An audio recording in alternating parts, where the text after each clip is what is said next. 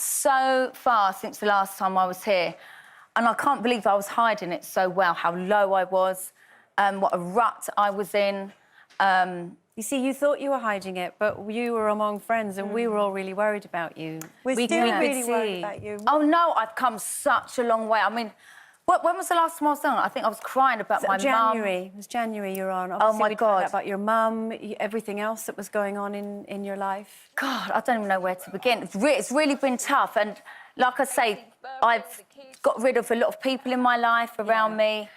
I've just come out from such a bad place. Well, if you're saying you don't even know where to begin, let's go back, obviously, to January. You weren't going out, you didn't want to see your friends, you didn't want to ride your beloved horses, so you went to the doctors and he's put you on tablets to try and sort of help you through this time. It's called Istranoplan. I was on something similar. It's quite a common one. There might be people in here who's on Istranoplan.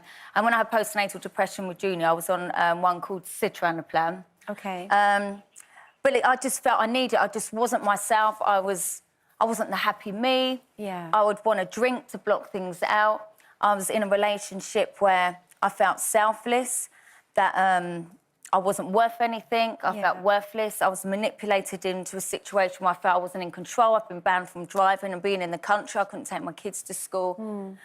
And yet, like with Kieran, I caught him cheating again, but obviously the show's on and, well, he's been with 3 people since the nanny. And you've spoken before on the programme that Kieran has a sex addiction. Is this something that you still believe is the case? I don't believe he's got sex addiction at all. And then watching that back, it doesn't make me angry. I just think, oh, what was I doing? Because he wasn't constantly having therapy. He went about 4 times.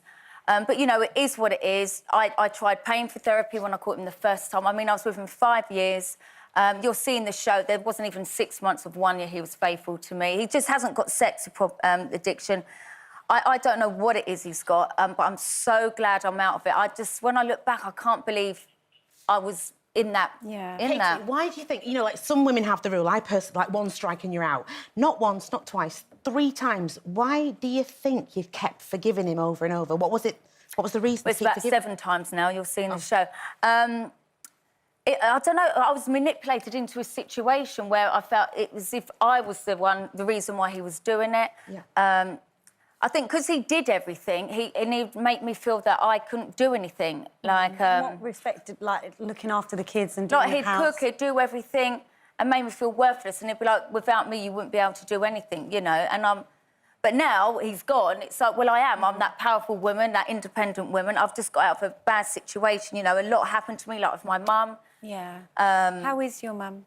She had a heart operation a couple of weeks ago. I know she was on the show. Yeah.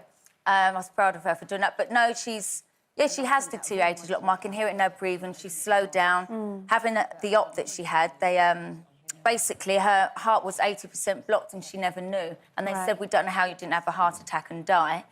So that's drama, but, you know, we're all upbeat. We're upbeat with my mum. Is she recovering well from the operation? Yeah, I was with her yesterday. We were looking at electric bikes yesterday. She's always on the go.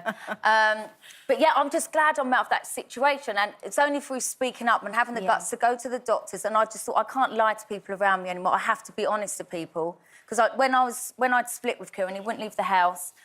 And I didn't want to go home, even though I wanted to see my kids. I just didn't want to argue. Well, do you know, I think one of the great things, obviously, about this show is we are incredibly open about all of our experiences. And I think, you know, there's lots of what you're saying that many people at home can appreciate. It's difficult going through any kind of breakup, no matter what the reasons are.